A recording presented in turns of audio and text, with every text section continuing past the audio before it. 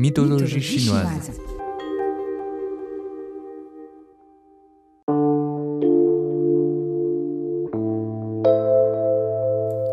En 1986, dans la banlieue de Chengdu, chef-lieu de la province du Sichuan, ont été exhumés des fosses sacrificielles d'étonnants objets en bronze, en jade, ivoire et autres.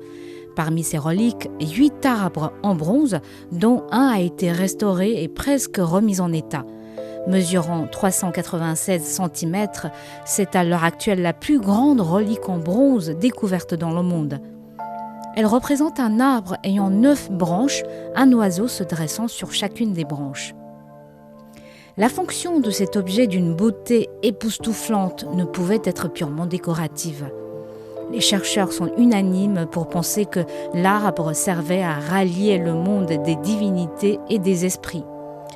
Beaucoup ont tout de suite remarqué son rapprochement avec ces arbres divins décrits dans le fameux Shan Hai Jing, le livre des monts et des mers, en particulier avec un arbre appelé Fu Sang, dans les branches duquel habitent 10 soleils.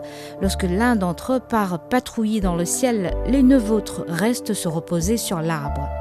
Et c'est ainsi qu'a commencé l'histoire de l'archer du nom de Yi.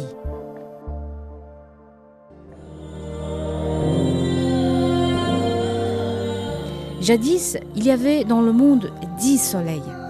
Ils habitaient à Taunggu, un grand lac situé dans les régions orientales. Les 10 soleils passaient à leur journée à se baigner et à s'amuser. Aussi l'eau du lac était-elle bouillante pendant les 4 saisons de l'année. Au centre du lac poussait le grand arbre Fu Sang, le lieu où se lève le soleil. Cet arbre mesurait plusieurs milliers de mètres de haut et 1000 personnes ne pouvaient l'embrasser. Sur ces 10 énormes branches reposaient les 10 soleils. Sur l'ordre de l'empereur céleste, chaque soleil allait à son tour éclairer le monde, se levant à l'est à l'aube et se couchant à l'ouest au crépuscule après avoir traversé tout le ciel. Ainsi, tous les 10 jours, chacun d'entre eux apportait lumière et chaleur aux hommes. Ces soleils étaient de tempérament espiègle et ont commencé à s'ennuyer du lac. Un jour, ce fut le ras-le-bol. Ils ont décidé sur un coup de tête de défier l'ordre et d'aller tous ensemble se balader dans le ciel. Les 10 soleils se sont levés simultanément et dégagé une chaleur torride.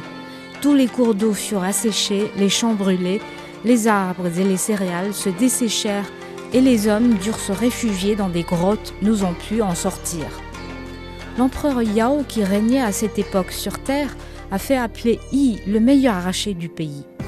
Celui-ci a pris son arc et ses flèches et partit chasser les soleils. Une violente déflagration se répercuta dans le ciel. Le soleil, touché par la flèche de Yi, se transforma en une boule de feu et tomba. Les autres prirent la fuite, mais Yi visa le 2e soleil, puis le 3e, le 4e. Ils tombèrent l'un après l'autre. Au moment où il retirait la 10e flèche de son carquois, l'empereur Yao retint son bras et lui demanda d'épargner le dernier, puisque les êtres vivants en avaient tous besoin. Après avoir abattu les 9 soleils, Yi a encore châtié les démons et tué nombre de monstres et d'animaux féroces. Ainsi, il a sauvé le monde de la grande sécheresse et des catastrophes secondaires.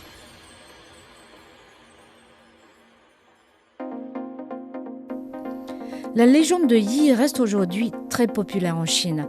Le personnage est admiré pour son courage hors du commun. Il a osé abattre les soleils. Mais justement, l'histoire paraît inconcevable pour certains chercheurs qui croient que les premiers peuples qui habitaient le territoire chinois avaient sûrement, comme la plupart des peuples primitifs, le culte du soleil. Alors, comment oserait-on imaginer d'attaquer le soleil ? En effet, des historiens soutiennent que les textes des vieux bouquins avaient été interprétés de manière erronée. Yi n'a jamais lancé aucune flèche dans le ciel, il n'a jamais été question de 10 soleils, mais d'une période de 10 jours pendant lesquels Yi, le chef tribal, a prié le ciel pour qu'une bonne pluie vienne mettre fin à la grande sécheresse qui sévissait dans le monde. L'autre hypothèse est plus audacieuse. La légende des 10 soleils serait la transfiguration de la mémoire d'une catastrophe naturelle. Une comète a percuté la Terre. D'une texture peu serrée, celle-ci se fit capturer par la planète et se décomposa sous les effets de marée, éclata puis se transforma en 9 blocs qui s'envolèrent vers la Terre.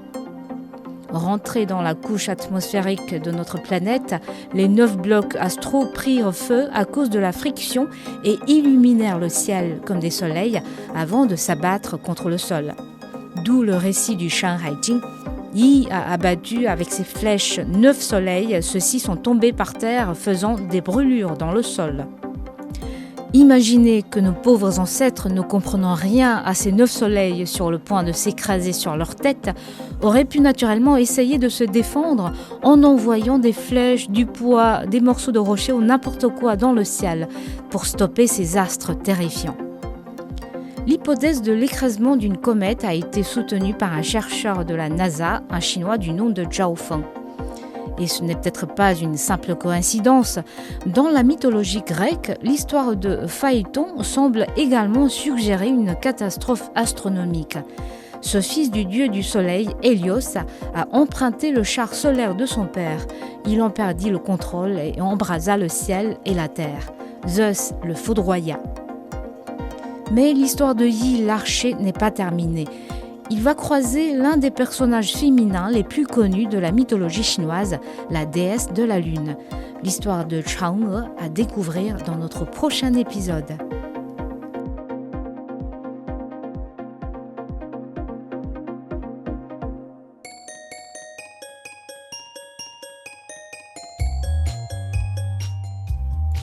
Merci d'avoir écouté Bamboo Studio. Cette série de la mythologie chinoise a été réalisée par Licorice et Fuxu au micro Xiaotai.